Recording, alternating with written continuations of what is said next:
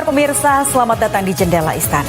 Program yang menyuguhkan beragam informasi terkini seputar Presiden Prabowo Subianto, mulai dari kebijakan strategis hingga momen menarik di balik kegiatan kenegaraan. Saya Rika Indriaswari. Langsung saja kita simak Jendela Istana selengkapnya. Pemirsa, Presiden Prabowo Subianto bertemu tokoh lintas agama di Istana Merdeka, Jakarta.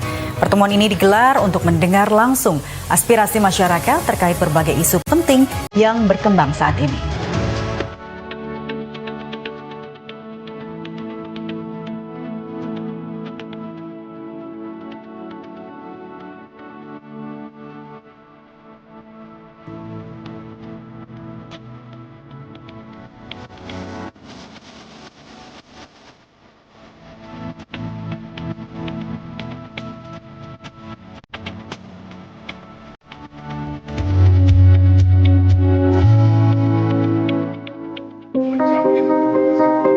Suasana kebersamaan mewarnai pertemuan Presiden Prabowo dengan pimpinan organisasi keagamaan besar mulai dari PBNU, PGI, Matakin, Wahdah Islamiyah, hingga Parisada Hindu Dharma Indonesia.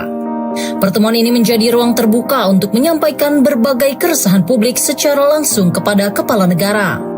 Ketua Umum PGI Jack Levin Fritz menuputi menguraikan sejumlah persoalan yang dibahas mulai dari pajak yang dirasakan memberat rakyat, kasus korupsi hingga perilaku pejabat di ruang elit. Ia juga menyinggung rencana kenaikan tunjangan DPR. Seluruh masukan itu disampaikan secara terbuka dan ditanggapi langsung Presiden maupun Ketua DPR yang hadir dalam forum.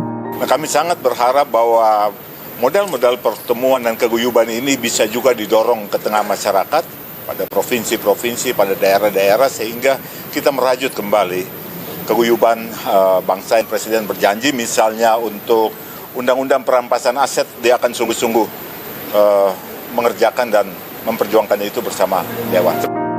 Dalam pertemuan ini, Presiden menyatakan kesungguhan untuk memperjuangkan pengesahan Undang-Undang Perampasan Aset. Langkah itu dinilai penting dalam upaya memberantas praktik korupsi yang merugikan negara. Sementara itu, Ketua Umum PBNU Yahya Khalil Stakuf menekankan aspirasi masyarakat sudah didengar Presiden, bahkan sebagian besar tengah direspons dengan langkah nyata pemerintah dan DPR.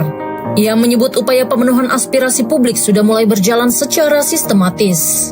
Pada saat yang sama, kami semua dari para pemimpin agama bersiaga untuk ikut berkontribusi di dalam membina, di dalam mengarahkan umat kami dan masyarakat pada umumnya untuk bisa lebih tenang, karena sudah jelas bahwa harapan-harapan dan tuntutan-tuntutan sudah didengar dan dipahami, dan memang benar-benar sudah dikerjakan upaya-upaya pemenuhannya secara sistematis dan strategis.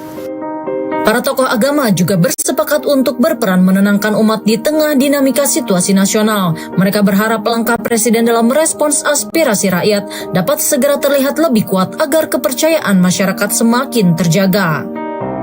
Ketua Umum Wahdah Islamiyah Ustaz Zaitun Rasmin meluruskan pemberitaan pertemuan ini bukan undangan Presiden, melainkan inisiatif ormas-ormas keagamaan. Awalnya pertemuan hendak membicarakan soal Palestina, namun situasi dalam negeri membuat diskusi lebih fokus pada persoalan nasional.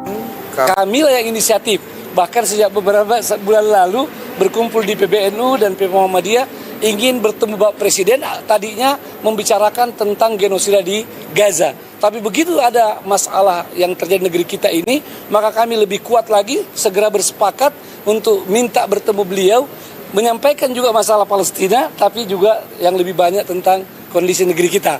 Bahwa kami termasuk menyampaikan bela sungkawa, ya, yang sedalam dan duka cita yang sedalam-dalamnya kepada seluruh korban dalam aksi demonstrasi di berbagai daerah, ya. Di berbagai daerah kami semua menyatakan duka cita yang mendalam, termasuk kepada yang luka-luka dan yang mengalami korban secara ekonomi. Selain menyampaikan pandangan, tokoh agama juga menunjukkan empati. Mereka mendoakan korban luka maupun meninggal dalam aksi demonstrasi beberapa waktu terakhir, sekaligus menyampaikan duka mendalam bagi keluarga yang terdampak. Dari Parisada Hindu Dharma Indonesia, Ketua Umum Wisnu Bawatenaya menambahkan pesan moral melalui 5 nilai Pancasatya. Nilai itu mencakup mendengarkan suara rakyat, menjaga ucapan, menepati janji, menjalin persahabatan lintas umat, dan melakukan yang terbaik untuk bangsa. Ia mengingatkan pentingnya keberanian Presiden bersikap adil terhadap semua pihak, serta mengajak masyarakat tetap bersatu demi Indonesia yang damai dan abadi. Pertama itu Satya Hridaya, dengarkan suara hati dan suara rakyat, itu yang pertama. Kemudian Satya Wacana, saya katakan tadi bahwa jaga mulut, mulutmu harimaumu, lidahmu pedangmu. Jangan pernah kasar, jangan fitnah, jangan juga jahat, dan jangan bohong. Kemudian Satya apa lagi? Adalah Satya Semaya. Janji tepati. Pagi bilang apa, sore ngomong apa. Janji apa yang telah disampaikan kita kerjakan hari ini.